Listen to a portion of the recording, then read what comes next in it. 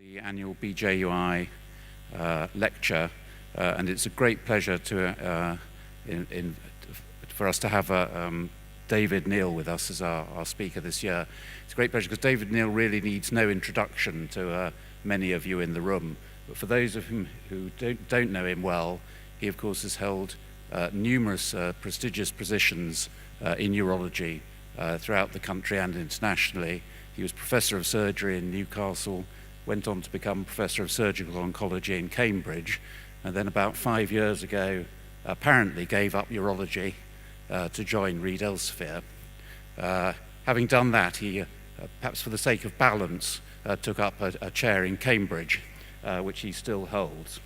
So he's in a unique position by virtue of his urological and publishing background to talk to us this morning. Along the way, he's picked up many awards, not least becoming a fellow of the Academy of Academic Urologists and a CBE along the way. So David, thank you very much for coming and talking to us this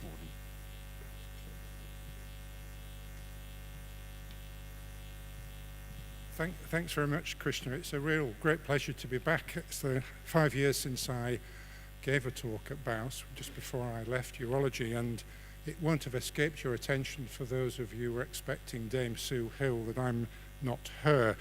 But I was very pleased that Krishna invited me to come along and talk to you about my experience over the past 5 years in an industry which is facing unique challenges, a bit like the music industry did before. Its very success at achieving digital transformation has led to challenges to its business model, which I'm going to be covering during this talk. So what I'm hoping to cover during the presentation is how we've curated and looked after scientific knowledge and research over the past several hundred years and how it's been used and some of the challenges that are facing us. I'm going to briefly describe some of the performance metrics of how the UK is doing, including urology. I'm going to be covering open access, open science, Plan S, and what publishers do, and covering some problematic areas for all of us involved in research regarding reproducibility and integrity. And then I want to cover, perhaps in a speculative way, how publishers should change in the coming years. What is going to be their niche? Because to be frank, as an opening gambit, what we do now, we do very well. But it's fair to say, I think the research community feels that's not enough value for the revenue we extract. I think that's a very clear message we have. So the question is, can we present knowledge in a different way? And I'll be talking a little bit about one example of what Elsevier has done. It's doing many different things, but just covering one of them. So in the past, scientific communication was very straightforward. This is a palimpsest that Archimedes sent round. Interesting, and it got covered. I don't know if you ever read the story, but it got covered in a medieval script, and it was only when it went to Yale that they discovered, in fact, using using methods that the American military had developed, that they found underneath it the original work from Archimedes describing one of his scientific puzzles. So we all know what used to happen. Many of you in the audience are senior enough to remember actually going into libraries to consult books. That's all changed. Hardly ever anybody goes into a library anymore. And the first scientific journals were produced in Paris and London in the 1600s. But peer review, actually, as a term, something we think is normal, wasn't actually introduced until 1965. And then there was a fantastic digital transformation where people could access the literature wherever they were, whenever they want to do, and publishers were very successful at doing that. However, I'll just read you this quote, that wherever we look, we find signs that whatever dominance the journal may have possessed is fast unraveling. And there's this challenge which faces the BJUI, European Urology, and others. So when you think about research, why do people do it? I think we all know we want to try and improve the quality of healthcare. We want to have an impact. And that need to have an impact was put in place in the Charter of the Royal Society, making the point that by promoting experiments, the sciences of natural things, and these should be useful arts to the glory of God and the advantage of the human race. This is why people continue to go into academic work. And so it's been important for a long period of time. If you look at what's happening in the world of research, this graph shows a number of things. It shows the number of researchers per million of the population against the percentage of GDP spent on research. And the size of the bubble shows you the relative importance of those different countries. And you can see that Europe, China, and the US are still the most significant players, although India is growing rapidly, and I'll come on to China a little bit later on. But I would just a point about the UK's position in research. I'll be covering it in the next slide or two. In fact, we have, anyway, punched well above our weight for the size of funding and the number of researchers, but there are worrying signs that is plateauing as things move forward. So this is a slide that shows current and predicted future expenditure on research in terms of billions of US dollars, comparing Europe, that's assuming the UK was still in Europe at that time, of course, against China and the US. And even now, China has overtaken Europe in terms of its expenditure on research. And why is this important? Well, it's important because when you look at research and the impact it has on countries and cities, it generates many tens of hundreds of high-value jobs. It benefits the economy, and clearly patents are incredibly important in all of that. And China is certainly overtaking the US in the future. And I should say, for those of you who might be dismissive of quality of Chinese research, it's actually increasing its impact, as I'll show you in a moment. So how does the UK do? Well, the first thing is measuring the quality of research is quite difficult. You can measure the number of articles published, but that doesn't tell you very much. You can measure citations, which just tell you in a particular field how somebody's doing, but those fields then vary. So, the number of researchers in molecular biology, for instance, is very large, so the citations are correspondingly large as well. Whereas if you're in a field studying something where there are few researchers, you will not get those big citations. So this shows you the field-weighted citation index. So it's looking at the number of citations that an article might have that would be normal for that particular field. And you'll see that the UK does amazingly well in terms of citations. But its growth is flattening off, and there are other countries beginning to increase, as you can see here, with China, Italy, Germany, Russia, and Russia in particular. President Putin's invested significantly in the research community in the past 5 years with predictable results. And if you look at the UK's level of R&D expenditure, and I should say that if you look at R&D spend, over 2/3 of it comes from industry. So this includes industrial R&D spending, as well as research councils, governments, universities, and so on. And you can see what's happening to Korea, to Japan, massive increases here, the US continuing to grow, but you can see that the UK is beginning to fall. And this will have a predictable impact. You can't carry on producing very high quality research with low funding. So we have an interactive session. I've got, I think, 4 slides with questions for you. So if I could ask the audience to get out your apps and be prepared to vote, I'm going to bring up the first slide. So you must all be as fed up as I am, by the way, of the number of emails you get in your spam box if you're lucky, or in your main in tray if you're not lucky, from journals you've never heard of offering to publish your research. It's very annoying, and also inviting you to conferences you've never heard of. So my question here for you is, how many urology journals are indexed by the major reference indices? You could Scopus or Web of Science. Is it 45, 89, 162, or 254? So if you could start voting now, please.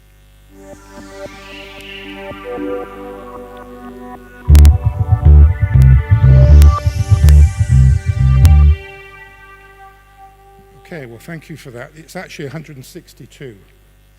It's incredible. I mean, there are a whole bundle of journals that you will never have heard of. So there's a massive growth in this. If we could move on. Thank you very much. We as a group, of course, are interested in how UK urology performs against the rest of the world. And if you look at the number of publications, which are papers and reviews, that are related to urology topics, the graph on the left shows this and shows how this massive increase in research output. I should say this is not urology as defined by research in urology journals. It includes that, but clearly other research that's published in New England Journal, Lancet, Cell, or whatever wouldn't be included. So the slide on the right shows you published articles in terms of urology topics that might not be in urology journals. And what you can see here is that the UK is actually doing very well in urology. In fact, it leads the world in terms of its impact. This is measured by outputs in the top 10% of journals. You could measure it in other ways. So we're continuing to do well internationally. This is I think, should be a sobering slide. I started doing my research in 1980, and I used to go to the library and look at a thing called Index Medicus. I doubt that most of you will know what it is, but it was like a large paper dictionary that came out every week, and you had to scan through it by eye to look at the number of articles that you might be interested in and which journal they were in, and so on and so forth. And this shows the massive increase in information that's available. And when you think about it, it's virtually impossible now for people to keep on top of this. Researchers have found different ways of coping with it. They may set up personalized searches, they may ask for prompts to be sent to them.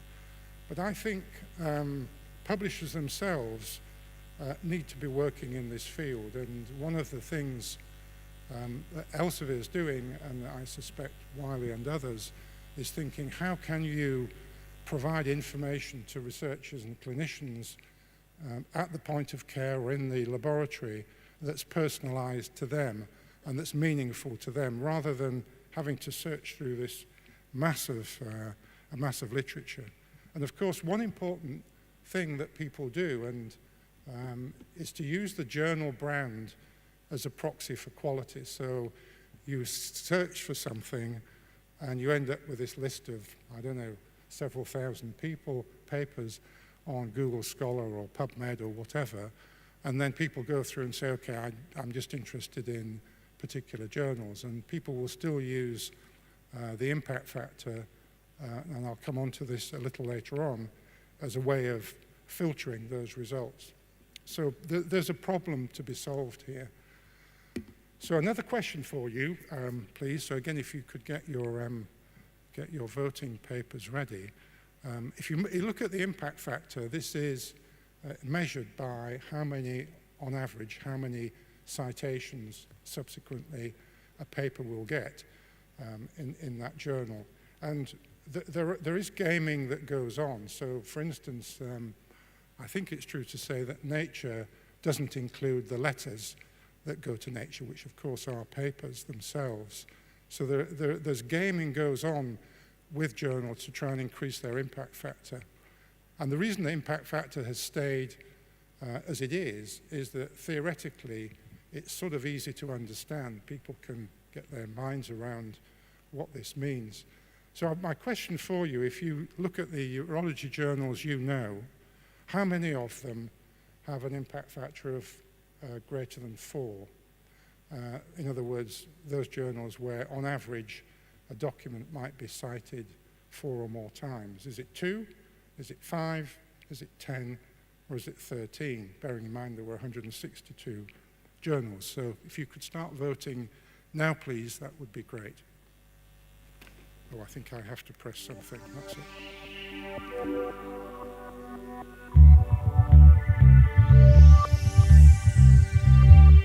Spot on. Yes, well done. You all probably know what they are. So we're getting better at the answers. That's great. Thank you very much. If we could move on. Thank you. Oh, I think I have to press it. Okay. So what are the challenges facing scientific publishing, which by any measure has been very successful? I'll cover what publishers do in a little while, but it's become challenged. You know, people are not happy, and you could oversimplify it by saying, well, researchers get the grants, researchers do the research, researchers write the paper, they do the peer review, quite often they edit the journal, and yet people see global companies making significant profits. I mean, I could simplify it in that way. So Michael Eisen, who's a very long-standing open access advocate, writes this. He's just taken over eLife, which is a journal that was set up and funded by the Wellcome Trust. So he says, to me, journal publishing is terrible. Science is getting a raw deal, provides all the money, doesn't get access for everybody on Earth. The open access model that some of you may be familiar with changes the nature of the transaction. So for gold open access, and I'll describe this in a moment, the author pays at the time of acceptance of an article. So this is one view.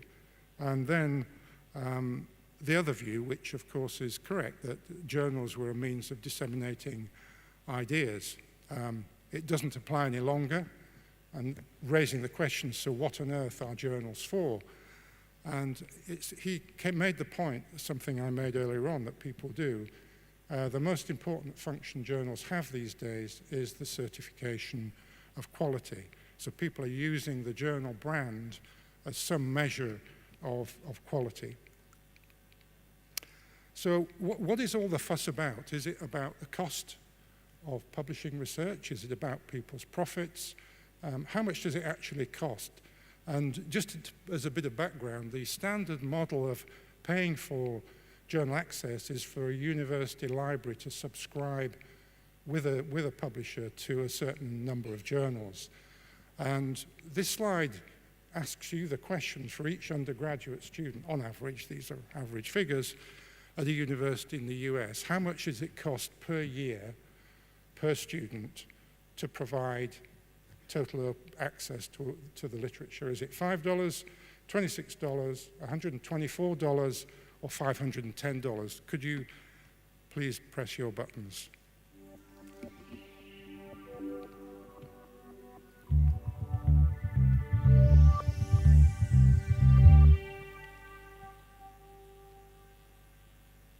It's actually $26. That's what it costs.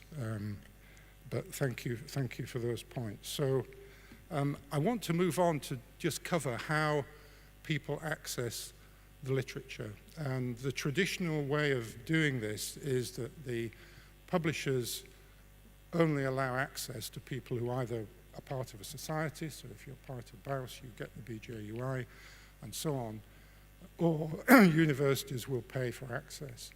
And the cost, on average, is shown in the top button.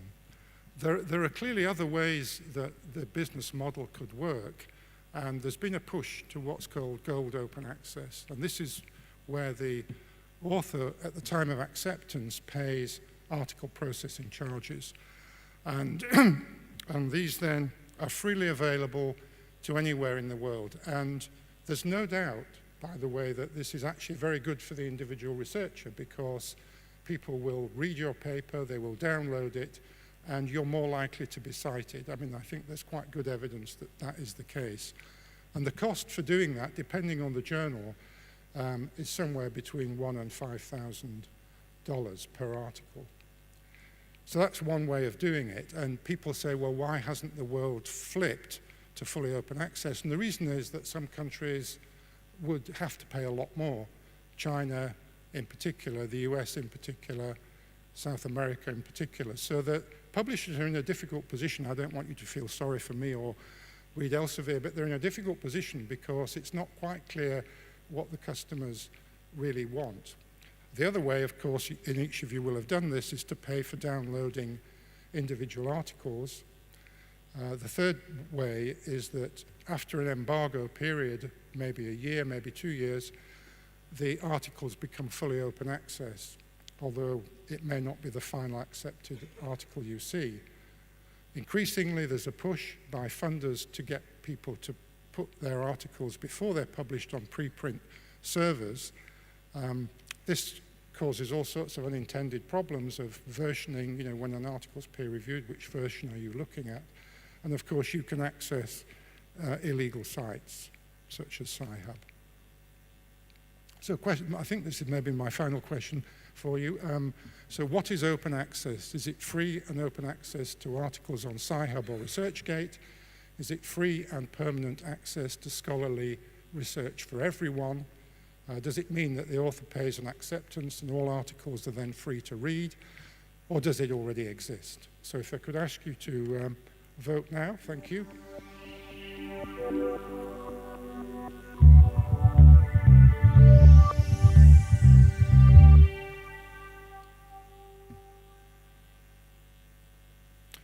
Okay, fairly well split, but those who voted for B are correct.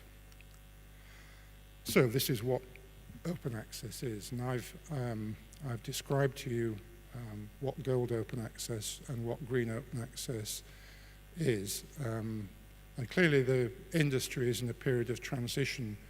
We don't know if and when people will fully flip to a gold open access model, or whether subscriptions are going to remain for the foreseeable future. So just to cover something else, and I mentioned to you the annoyance that you must all feel every day when you look at your emails.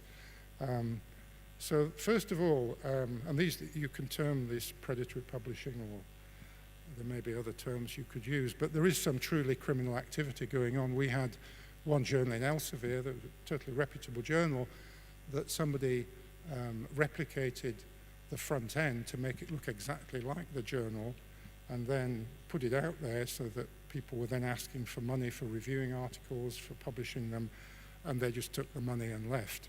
So that's clearly illegal.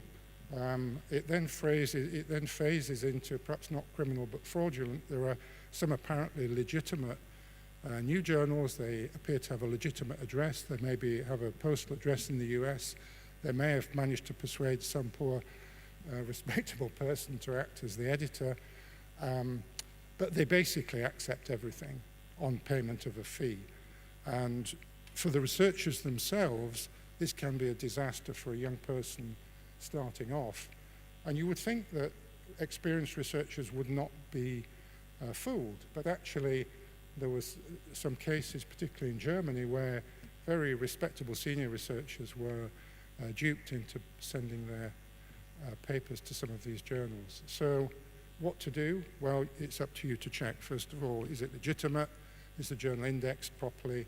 Does it have a well-known editor, a good editorial board? Does it publish its policies on how articles are to be structured and how to deal with research integrity? So you must look, if you're not sending it to some of the well-known journals. So how do we add value today to the whole ecosystem? What do publishers actually do? So we have very stable platforms for supporting submission, peer review. We provide long-term curation. There's a positive relationship with scientific societies, which means that those societies can then generate income to support meetings such as this. The journal brand is a proxy for quality, as I've mentioned, and we enable discovery of articles. We have stable, very expensive to run platforms, and we also host the primary research data sets quite often that underpins the research that's published. This is what we do now, and as I mentioned at the beginning, this is clearly under challenge, has been insufficient. Another thing that some of you may have heard of is this Plan S that's come out of the European Commission, and what they say here is that if the European Commission or other national bodies funds your research, then those articles must be published in fully OA compliant journals. So very well-known journals are hybrid, and what does that mean? It means they have some gold open access articles, but it means that the others are still behind a subscription paywall. So I hope I'm right, Nicola, that the BJUI falls into that category. And the Wellcome Trust has had a very clear policy that they want to change this model completely to have people publish articles on platforms with no need for journals. And the true cost for publishing articles is significant. The cost behind the scenes of preparing them, getting the peer review done, looking after them long term. And these are figures that are quoted by Springer Nature for Nature. On a wider situation, quite a lot of the global publishers are situated in the UK. They provide very high-value jobs, bring in significant revenue for the government. And what are the implications of this for the looking after IP, entrepreneurship? What if all European research is fully open, but research in China isn't? You know, how does that affect future impact of business and so on and so forth? So why do we need journals? This is Richard Horton's view from The Lancet. Well, it only deserves to survive if it acts as something more than a repository. What's its view of the world? What's its model? It's got to add some kind of value back, and it acts as a foundation of trust between the community that submits articles and so on. Why else do we need journals? Well, I've mentioned these points before. I'll cover some aspects of reproducibility and long-term curation of the record. And that's very important, you know, because clearly research that's published should have a final version that's out there that people can refer to. At least that's the current view that people have. And what more can publishers do? So the government recently challenged the scientific community, because if you look at pharma companies, they'll often say that only 30% of biological research is reproducible. So they look at the paper, they take it into their company, and only 30% of the time can they reproduce it. And this paper here, which was published in Nature, looked at how the community felt themselves about reproducible research. And if the field felt very positive, the blue should be all up here. And you can see that chemistry, engineering, all this seems pretty positive. But you head down to medicine, and there's a significant proportion of people worried about how reproducible their research is. There are questions, for instance, about whether repetitive research should be carried out. Is it ethical? But I would say that some biological variability is inevitable. And things do go wrong. In our own field, The Lancet published a paper from Innsbruck about the use of stem cells for treating urinary incontinence, and it was found to be fraudulent. And the senior author, who was very well known to me, who I think acted as a sort of a guest author, as it were, was really hit badly by this. So for those of you who are senior, don't act as a guest author unless you really know what research is being done. And there is truly fraudulent research go on. Again, these are papers published in The Lancet of the use of stem cells in tracheal transplantation, particularly stem cells on artificial scaffolds, where in fact this led to the resignation of the rector at the Karolinska. So things do go wrong. We talked this morning about clinical error. There's a similar problem in research, although, as I'll show you in a moment, it's pretty small compared with, at least we think it's pretty small, compared with the volume of research being published. So this is looking at retraction. In other words, when an author or a journal decides to retract a paper, you can see the numbers here. There's some increase over the years, but actually if you look at ethical issues or fabrication of data, the number of articles that are retracted, considering, the hundreds of thousands of papers that are published, are relatively small. And it is a grey area where, on the one hand, an honest mistake is made, and on the other, there's deliberate fraudulent creation of the data. So I want to finish off by having a look at the future and what is the role of an industry that I'm working in, such as publishing. How can we improve the information that we provide to doctors, nurses, other clinicians, and researchers? We certainly need to personalize information for people, and can we use machine learning and so on to do this? We can certainly provide research data, and for clinicians, as you heard last year in the lecture by Robert Vactor, this decision needs to be in the medical workflow. So these are all things that are listed here that we should be doing as an industry, including reproducibility and research integrity and quality issues. And I want to spend just 5 minutes finishing off by talking one of the things that publishers are doing. You all know what a dictionary is. Taxonomies are where disorders are classified into particular groups. It was particularly applied to different organisms, as it were. And an ontology is more how different things are related. So you can have targets, diseases, and the organ that's involved. How is that altered? Well, what I mean by this is if you look at the relationship between a target, it might be an epidermal growth factor receptor or an androgen receptor that's upregulated in prostate cancer. It affects prostate and prostate cancer, and these relationships can be linked. But it is incredibly complex, and the way we've done it in the past is intellectually to absorb information, to produce models, and sometimes linear relationships that are not altogether correct. So what can publishers do? Well, the advent of machine learning and natural language processing means that full text can be mined. You can carry out computer-assisted reading, producing metadata that describes the research that's been done, and then produce terms and attribution and the identification of entities, discrete snippets of knowledge or assertions that are made in a paper to produce facts. And then these can be produced into what's called a knowledge graph. The term knowledge graph was originally used by Google to describe how it finds relationships in its search engine, but it's also used in computer science to describe how entities are linked and the relationships that can be created.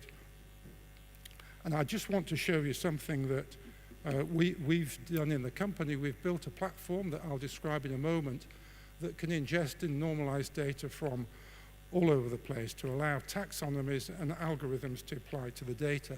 And this is just one example where a disease, chronic pancreatitis, the literature was mined to study what molecular mechanisms was affected, what drugs might be repurposed to impact on this.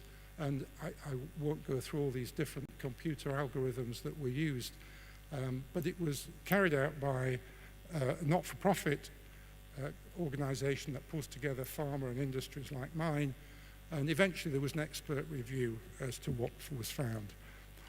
So just a brief description of what can be done in this way. Data are currently siloed, they're all kept separately. This can be then ingested, it can be reconfigured, it can be linked, and it can then be served for these sorts of purposes of carrying out algorithms. So a very stable platform like this can have data stored centrally or in the cloud. It doesn't have to be released, and people can bring their algorithms via a secure workspace to work on the data, something that's happening right now in genomics. So again, the standard model of looking at chronic pancreatitis would be to do this. You look at things that have happened, inflammation. You then look at what genes were affected, what was the molecular pathology. You might look at different signaling pathways that were involved, and then could you identify drugs that could be used for treatment. This would be a standard way of doing this.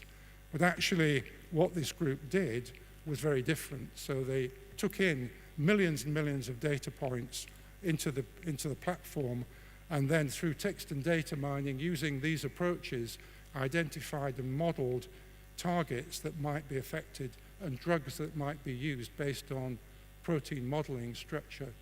So you can see that the data was large. I mean, these are just the interactions, not the raw data. 44,000 substances identified, 200 proteins. And what was the outcome? Well, and you can tell this was high impact because this hit the front page of the Sun, right? So you don't get any better than that. If your research is on the front page of the Sun, you've done amazingly well, I think.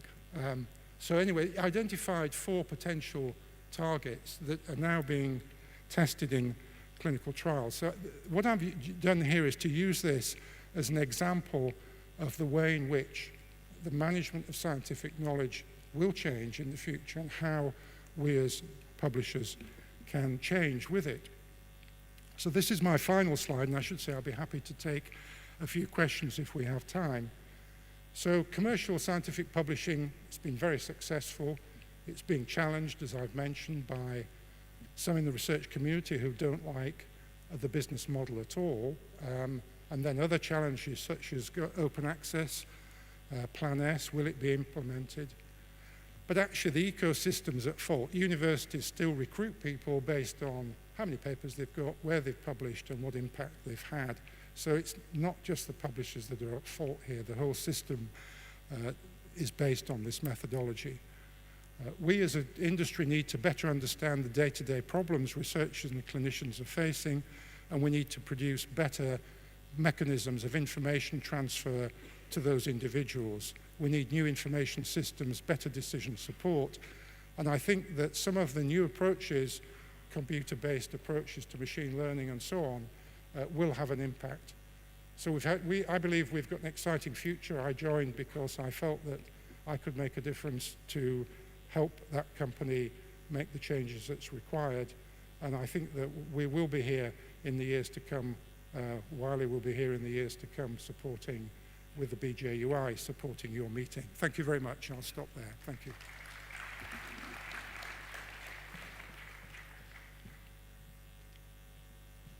Well, thank you. Thank you very much, David, for that very comprehensive and authoritative overview of what's been obviously quite a complex subject. As he said, David's kindly agreed to take any questions. It's difficult to see, but if anyone has a question, perhaps they'd go to one of the microphones and wave their hands. I can see somebody walking up to number 1. David, thank you. Noel Clark. One of the things which researchers need is access to raw data. And in open access journals, we can often get straight into that. In the commercially available journals, it's not always easy to get down to the real bare bones of what constitutes a paper. Do you think that the commercial journals will change their view? I think they already have, Noel. I mean, I can only speak for my company, but we've made a commitment to make all the research data freely available. We've set up a platform to do it. So the Mendeley platform will allow you to access those research data. But sometimes the funders insist that the data is sent somewhere else. So CRUK or MRC will insist your molecular data are sent to gene banks and so on and so forth. But you're quite right. I think repurposing data is going to be very important. And I think the trick is going to be for journals to have a better definition of methodology, because the problem is that you can access the data, but they're not annotated properly. You don't know the methods that were used to produce them. So there's a lot to be done. But I agree. Thank you. Number 3. Declan Carhill. Thank you, David. That's very enlightening. This is slightly tongue-in-cheek and doesn't take away from the amount I've learned just then. But you said how expensive peer review process is. From my point of view, it seems pretty cheap. Yes. Well, I can tell you a couple of things. I mean, it's certainly not cheap in terms of people's time. And so the research community itself is saying to us, look, we don't have the time to do this. And I think publishers could help a lot by using machine learning and computer approaches to the articles to actually then ask a particular peer reviewer very specific questions, rather than you having to read through the whole lot. No, you're right. I alluded to the business model right at the beginning of my talk. It's one of the reasons people are saying, do you add enough value to the system when you consider that communities are actually providing the peer review. I know what you're saying. Okay. Thank you. Thank you. Number 3 again. Chris Harding. Do you think there may be a field change in terms of traditional levels of evidence now that we're able to access big data, and maybe the traditional RCT might be replaced by large data sets? And I'll reference the recent publication from the orthopedic surgeons in the UK that detailed over 700,000 meniscectomies. Was by no means a traditional RCT, but because of that number, limits bias and therefore is a high level of evidence. Yeah, I do. I mean, I think you need, you need both. I mean, if you're testing an intervention in very well-defined discrete populations, then an RCT is the right way to go. But as you well know, that excludes probably 70% of the type of patients you see. So I think acquiring real-world evidence from large hospital data sets are going to be critical. And we and others are working hard to do precisely that. Okay, well, thank you very much again, David. It's very nice to see you back in the urology meeting, and thank you for that contribution. So we're now going to move on.